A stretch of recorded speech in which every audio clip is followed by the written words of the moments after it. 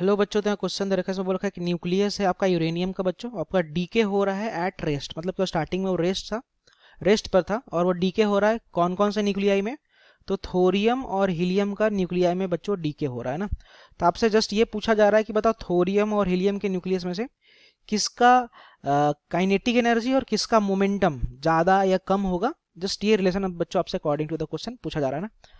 तो अगर अपन बात करें बच्चों रिगार्डिंग द की कॉन्सेप्ट, ठीक है, अपन की कॉन्सेप्ट के बारे में बात करें तो सबसे पहले हम लोग इस क्वेश्चन के लिए अपन जो कॉन्सेप्ट लगा रहे हैं अपन लगा रहे हैं कंजर्वेशन ऑफ मोमेंटम का ना, conservation of linear momentum. Okay, linear momentum का कंजर्वेशन हमने कॉन्सेप्ट पढ़ रखा है ना।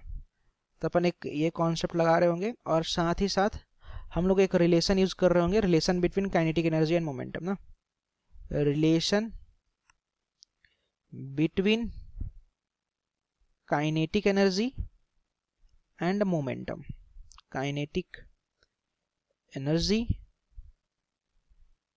एंड बच्चों मोमेंटम। Got it. अब ध्यान दीजिएगा यहाँ पे ना।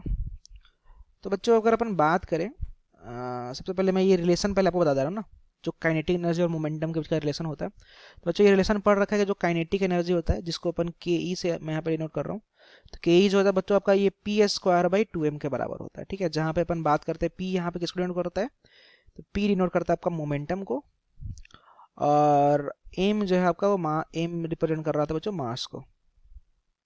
ठीक है, और के ई तो अपना है ही क्या, काइनेटिक एनर्जी। Got it. अब एक रिलेशन हमने ये पढ़ रखा है, एक हमने और क्या पढ़ रखा है कि अगर सिस्टम पे नेट एक्सटर्नल फोर्स अगर आपका जीरो होता है, नेट एक्सटर्नल फोर्स जो है बच्चों अगर आपका सिस्टम पे जीरो होता है, then we can conserve the linear momentum ना। अपन लीनियर मोमेंटम को वहाँ पे कंजर्व कर सकते हैं। तो अपन वहाँ पे कह सकते हैं कि जो इनिशियल मोमेंटम होता है it is equal to the final momentum. ठीक है, अब अगर अपन क्वेश्चन से प्रोसीड करें बच्चों, तो स्टार्टिंग में बोल रखा कि हमारे पास यूरेनियम का न्यूक्लियस है। ठीक है, तो मान लो कि अपने पास ये यूरेनियम का स्टार्टिंग में न्यूक्लियस था। अब चूंकि ये क्वेश्चन में बोल रखा कि आपका क्या रेस्ट पे है और ये ब्रेक हो गया। ब्रेक किस किस में हुआ है, तो ब्रेक होने के बाद आपको बोल रखा कि आपका ब्रेक हो रहा है आपका थोरियम में। ब्रेक जब हुआ तो बच्चों ये ब्रेक हुआ आपका थोरियम में और साथ में आपका हीलियम में। ठीक है, इन दोनों में ब्रेक हुआ।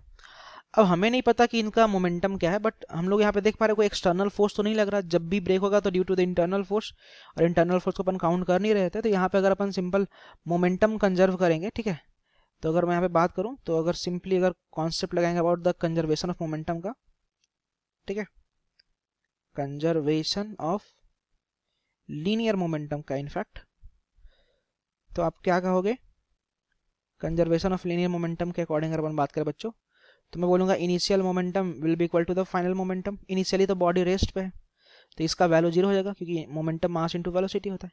अब मान लो कि इसका मोमेंटम को मैं लिख देता हूँ मोमेंटम ऑफ थोरियम ना, तो मैं लिख रहा हूँ मोमेंटम ऑफ व्हाट, तो मोमेंटम ऑफ थोरियम, एंड इधर आ जाएगा प्लस का मोमेंटम ऑफ हीलियम। ठीक है, तो बच्चों इसको आफ्टर सिंप्लीफाई करोगे तो we can write it as, यहाँ पे अगर अपन लिखे तो अपन बोल सकते हैं ना मोमेंटम ऑफ जो थोरियम होगा it will be the minus of momentum of helium. ठीक है, ये जस्ट माइनस साइन क्या दिखा रहा है, माइनस साइन ये दिखा रहा है कि इनका डायरेक्शन अपोजिट होगा। ठीक है, अगर एक का मोमेंटम आगे होगा तो एक का पीछे होगा। ठीक है, अगर एक का राइट तो एक का लेफ्ट, ऐसे होना चाहिए ना। तो ये जस्ट ये दिखा रहा है कि डायरेक्शन अपोजिट है ना, दोनों का जस्ट ये इसको डिनोट कर रहा है। ठीक है, बाकी मैग्नीट्यूड वाइज दोनों का मोमेंटम क्या आएगा, सेम ही आएगा। Got it. अब फाइनली अगर बात करें हल्का सा काइनेटिक एनर्जी पर चर्चा कर लेते हैं। तो काइनेटिक एनर्जी का क्या कॉन्सेप्ट है, तो हमने देखा ना काइनेटिक एनर्जी क्या होता है, काइनेटिक एनर्जी होता है आपका मोमेंटम का स्क्वायर बाई 2m होता है। तो अपन क्या देख पा रहे हैं कि अगर आप इस टर्म का स्क्वायर करोगे तो माइनस भी इनफैक्ट प्लस ही बन जाएगा। ठीक है, तो अपन यहां से सिंपली क्या कह सकते हैं कि जो काइनेटिक एनर्जी जो है ना it will be inversely proportional to the mass, M के इनवर्सली प्रोपोर्शनल है। ठीक है, तो अपन यहाँ पे ऐसा कह देंगे कि जिसका मास ज्यादा होगा, जिसका मास मोर होगा बच्चों, उसका क्या होगा, उसका काइनेटिक एनर्जी लेस होगा क्योंकि इनवर्सली रिलेशन है ना, उसका काइनेटिक एनर्जी का बच्चों लेस होगा। अब हमने अगर आप ध्यान से अगर ऑब्जर्व करो तो थोरियम क्या होता है, थोरियम आपका हैवी न्यूक्लियस होता है, हीलियम छोटा सा न्यूक्लियस होता है ना। तो हम लोगों ने क्या देख रखा है कि थोरियम जो है आपका वो न्यूक्लियस का जो मास होता है ज्यादा होता है with respect to the helium, mass of what तो मास ऑफ द हीलियम, ठीक है।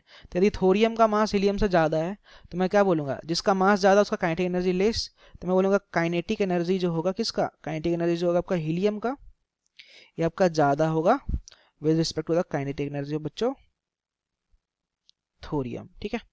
अब अगर फाइनली अगर अपन ऑप्शन चेक कर ले तो बोला कि हीलियम हैज़ व्हाट, तो helium has less kinetic energy ना, तो लेस नहीं, इसका ज़्यादा होना चाहिए। तो सेकंड नंबर ऑप्शन क्या रखा है कि helium has more kinetic energy than thorium, तो ये सही है।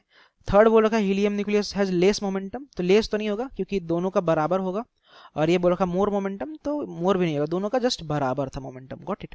तो सेकंड नंबर का ऑप्शन बच्चों करेक्ट है ना। Thank you.